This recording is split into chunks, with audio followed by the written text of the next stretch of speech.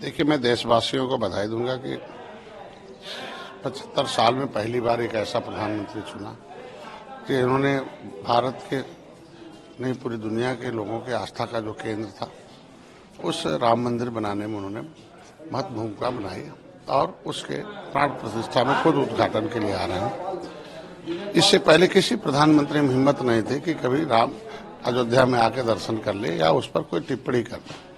माननीय मोदी जो कहते हैं वो करते हैं। उन्होंने कहा और एविडेंस के आधार पर लोकतांत्रिक ढंग से संवैधानिक ढंग से उसको मंदिर निर्माण के लिए सुप्रीम कोर्ट से ऑर्डर भी हुआ और मुसलमान भी उसमें ईंटा देकर और चांदी के सोने की ईंटें देकर दान देकर उसे बना रहा है। हम भारतवासियों के लिए सौभाग्य है कि आज प्रधानमंत्री 11 दिन के, तो हम तो कहेंगे सभी लोगों को आज के दिन प्रधानमंत्री के साथ सभी रोज कम से कम हमें भगवान राम के उस विशेष अनुष्ठान में हम लोगों को भी सहभागी बनना चाहिए और राम मंदिर के उस दर्शन के लिए जो खुला है ये हम लोगों का परम सौभाग्य है कि आज अपनी आंखों से बड़ा आंदोलन हुआ 500 वर्ष आंदोलन का परिणाम आज आया साक्षी के रूप में हम लोग सामने। हम निषादों के लिए और गर्व की बात है कि निषाद राज भगवान राम निषाद राज के आत्माल सखा थे और भगवान राम ने निषाद राज को गले लगाया था। सेना दे के रावण राज खत्म हुआ और पहली कैबिनेट में निषाद राज आए और राम राज आया था। आज हम भी सौभाग्यशाली हैं कि किला तो बनी रहा है, 56 फुट की मूर्ति और निषाद राज के लिए पर्यटक स्थल घोषित है और 20 करोड़ 30 लाख रुपये हमारे से। और हम लोग परम सौभाग्यशाली हैं कि भगवान राम के जितने साथी हैं उनके निषाद राज की भी मूर्ति वहाँ लग रही है और जितने तीर्थ स्थल हैं वो जो तीर्थयात्री जो आश्रय घर है वो निषाद राज अतिथि भवन के रूप से रहेगा।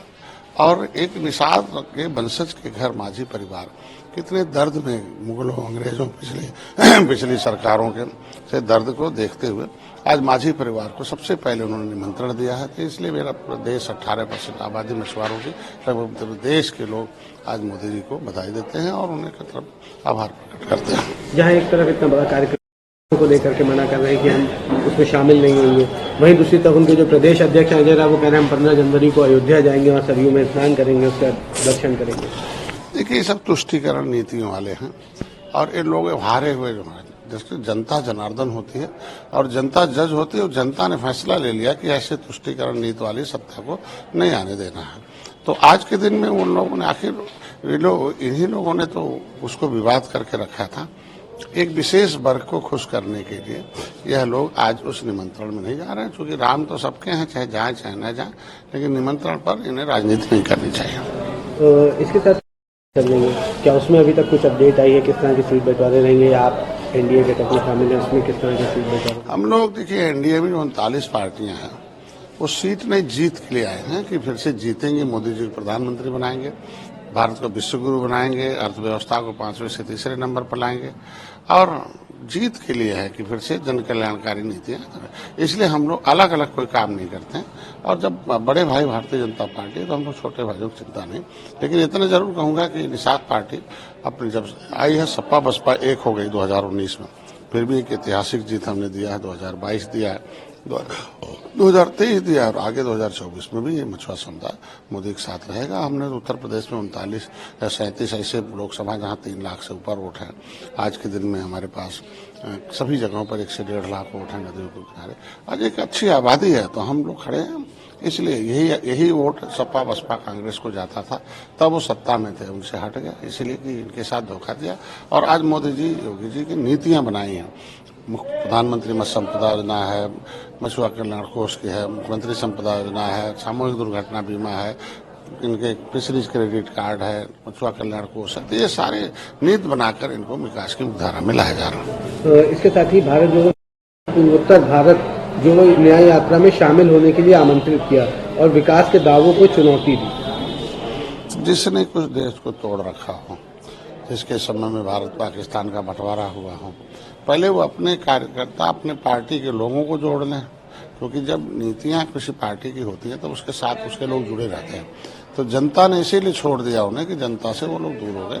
वो कुछ लोगों के नहीं थे, जिनसे न्याय यात्रा निकालने से कुछ नहीं होगा, क्योंकि न्याय आज के दिन में गरीबों के साथ न्याय सत्ता, कहते हैं कि सत्ता एक अभिभावक है, राजनीति एक अभिभावक है। यही अनाज गोदामों में सड़ रहा था और गरीब भूखों मर रहा था। आज हमने मोदी जी ने नीति बनाई, 80 करोड़ लोगों को रोज अनाज मिल रहा है। आज के दिन में यही मकान नीति नहीं थी तो मकान झोपड़ी में थे, आज करोड़ों लोग मकान में हैं। इलाज नहीं हो रहा था, आज देखिए आयुष्मान भारत कार्ड। जिनके पास आयुष्मान नहीं है निषादों का, तो हम मछुआ कल्याण कोष से और मुख्यमंत्री कल्याण कोष से चिकित्सा सहायता से, तो ये सारी चीजें आज के दिन में हम जनता की सरकार जनता के द्वार है, इसलिए जनता हमारे साथ है। कोई भी यात्रा निकालने कुछ नहीं होने वाला। एक आखिरी सवाल रहेगा, उन्होंने उस पर अभी तक कोई जवाब नहीं दिया। उन्होंने कहा निमंत्रण सिर्फ उन लोगों से लिया जाता है जिनको हम जानते हैं। कल भी उनसे ये बात पूछी गई कि आलोक कुमार ने आपको जो निमंत्रण भेजा वो डाक के थ्रू भेजा, कहने हम डाक के थ्रू उनको जवाब दे देंगे। अब उसका जवाब वही दे सकते हैं। अखिलेश जी बड़े नेता हैं, पिछड़ों के हैं, मुख्यमंत्री रहे हैं, पार्टी के राष्ट्रीय अध्यक्ष हैं। अब किस परिप्रेक्ष्य में वो हैं, लेकिन इससे इतना कहूँगा कि राम अयोध्या आस्था का केंद्र है और सभी लोग हैं और सभी वासी हैं और उनके लिए उन्होंने पार्टी बनाई है। तो निश्चित रूप से राम मंदिर के लिए उस मंदिर में सब सहभागिता होनी चाहिए और उस प्राण प्रतिष्ठा जो भी पूजा राम मंदिर का जो है, उनके सारे लोग आज के दिन में सभी लोग, एक व्यक्ति एक बिरादरी एक की नहीं है, भारतीयों का और भारतीय सभ्यता का द्योतक है राम मंदिर, और इसलिए सबको आना चाहिए।